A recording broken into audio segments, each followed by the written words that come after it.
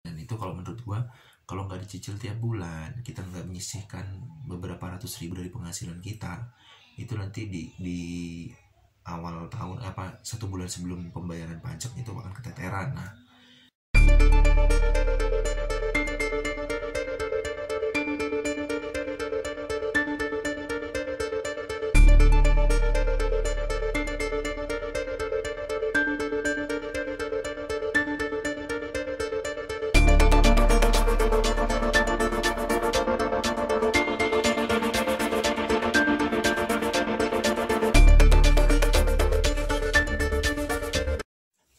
halo, assalamualaikum warahmatullahi wabarakatuh. Balik lagi di channel gua bukan Teddy.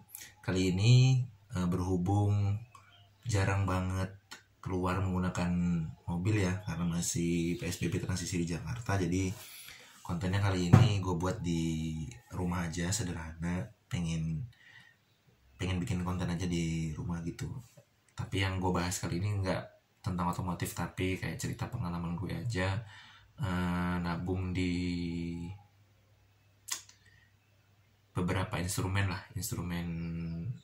keuangan yang bisa mungkin teman-teman nanti ikuti juga. Jadi syukur-syukur sedikit pengalaman dari gue ini bisa ngebantu teman-teman lah, supaya nanti kedepannya lebih bijak mengelola keuangan, apalagi di masa pandemi kayak gini kan.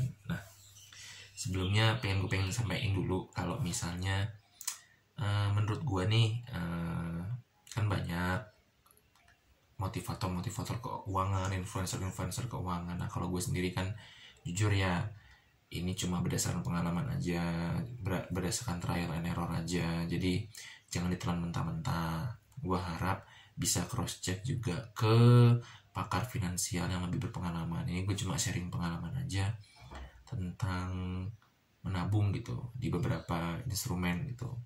Jadi kalau gue sendiri itu sebenarnya punya beberapa buku tabungan ya. Jadi ada buku tabungan untuk rekening dari kantor, terus ada rekening pribadi untuk bisa transfer dari proyekan freelance atau dari proyek luar. Ada juga ada tabungan yang buat simpanan aja sih gitu. Tapi setelah gue pikir-pikir, setelah gue banyak belajar dari beberapa YouTuber, kayak influencer di Instagram juga bilang kalau misalnya sayang banget gitu kalau misalnya duitnya tuh nggak dikonversikan ke instrumen yang lain, contoh kayak reksadana, kayak tabungan emas gitu. Karena kan dengan duit 100.000 di tahun 2020 kayak gini, nanti akan dapatnya tuh beda gitu, manfaatnya beda dengan 100.000 di tahun 2030 atau 2040. Contohnya kayak simpelnya dulu gue tuh pernah beli gorengan tuh harganya 1.000 tuh dapat 2, satunya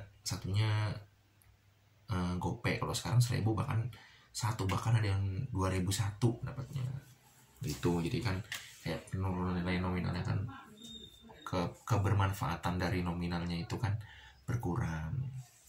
Nah, oleh karena itu gue akhirnya mau coba nih berbagi pengalaman beberapa instrumen yang emang pernah gue pakai gitu.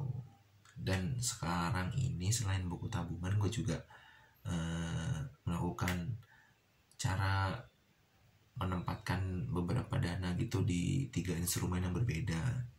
Ada di reksadana, ada di tabungan emas pegadaian, sama ada di logam mulia Antam gitu. Karena ketiga penempatan tersebut juga punya porsi yang berbeda-beda gitu maksudnya teman-teman, dan tujuannya juga berbeda-beda. Kalau gue pribadi sih nempatin reksadana itu jatuhnya kayak lebih ke dana darurat ya. Jadi bisa digunakan dalam tempo antara 1 sampai 2 tahun ke depan gitu.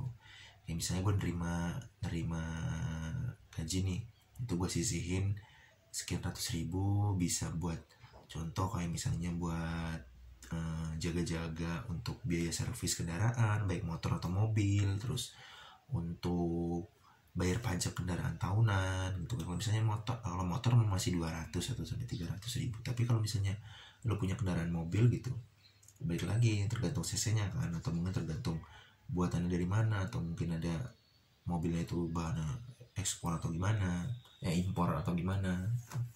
Itu bisa 4 juta, 5 juta, bahkan sampai ada yang 10 juta gitu. Dan itu kalau menurut gue, kalau nggak dicicil tiap bulan, kita nggak menyisihkan beberapa ratus ribu dari penghasilan kita, itu nanti di awal tahun 1 bulan sebelum pembayaran pajak itu akan keteteran. Nah disitulah jadi gue menyisihkan beberapa persen dari penghasilan gue itu untuk perawatan kendaraan, terus untuk pajak kendaraan yang bermotor juga tuh. Nah reksadana sendiri itu kan macam-macam ya teman-teman. Kalau misalnya kita bahas tentang reksadana kan bakalan lebih luas ya. Kalau gue sendiri memang masih menggunakan platform online di banyak aplikasi, baik ada di, ini gue sebut aja ya, gue nggak berafiliasi dengan salah satu produk atau penyedia jasa layanan reksadana. Ada di Bibit, Tanam Duit, terus Tokopedia, ada di Bareksa dan lain sebagainya gitu, banyak lah pokoknya lah gitu. Jadi kalau untuk reksadana jatuhnya lebih ke jangka waktu yang lebih dekat lah gitu. Kalau untuk jangka waktu yang menengah itu bisa teman-teman mau bisa boleh pakai deposito, kan deposito juga ada jangka waktunya tuh, ada yang 1 tahun, ada yang berapa bulan gitu. Tapi kalau gue sendiri sih nggak ada planning jangka menengahnya, ada jangka pendek sama jangka panjang. Jangka menengahnya enggak. Jadi kalau untuk jangka panjangnya sendiri gue bikin buku tabungan emas di Pegadaian, sama nyicil beli kayak logam mulia antam bentuknya fisik gitu, fisik dari benar-benar logam antam gitu. Tujuannya pun kalau misalnya itu ya beda-beda. Kalau misalnya tabungan emas itu emang gue plot buat biaya pendidikan anak gitu. Kalau untuk yang logam mulia itu sebenarnya kalau gue bilang bukan nabung ya, kalau misalnya beli emas fisik gitu. Jadi kayak lebih mengamankan aset kita, nilai aset kita aja. Karena tadi gue bilang di awal kan 100.000 tahun sekarang sama 100.000 20 tahun lagi beda. Nah harapannya sih gue dengan emas itu gue bisa mempertahankan nominal harta yang gue punya sih, gitu aja sih. Jadi kalau misalnya nanti butuh apa gitu, bisa tiba-tiba pengen daftar haji di usia, kalau gue sekarang kan masih 27, jadi misalnya nanti 10 tahun lagi umur 37 atau umur 40 nanti gue pengen daftar haji jadi dengan emas itu insya Allah masih bisa ke Uber lah biaya haji kan, pasti kan naik kan itu. Dari sini gue nggak mau ngebahas nyerempet tentang Mas Teddy itu kan riba tabungan emas, harus tunai pembeliannya. Iya, nah memang kalau dalam Islam kan ada hadisnya ya, dan bin Yadin gitu kan, harus tunai. Jadi memang sebaiknya seperti itu. Jadi gue nggak mau ngebahas itu karena pasti tafsirannya berbeda-beda, guru ngajinya berbeda-beda, latar belakang keagamaannya pun berbeda-beda. Gue nggak mau menyamaratakan persepsi orang. Jadi sekali lagi, kalau misalnya teman-teman berkenan untuk mengikuti konten ngajak nabung kali ini ya monggo gitu, nggak salah dan diperbolehkan gitu. Syukur-syukur bisa bermanfaat, bisa memotivasi teman-teman dalam mengalokasikan uang yang dimiliki supaya biar lebih aman lah kondisi keuangannya kan.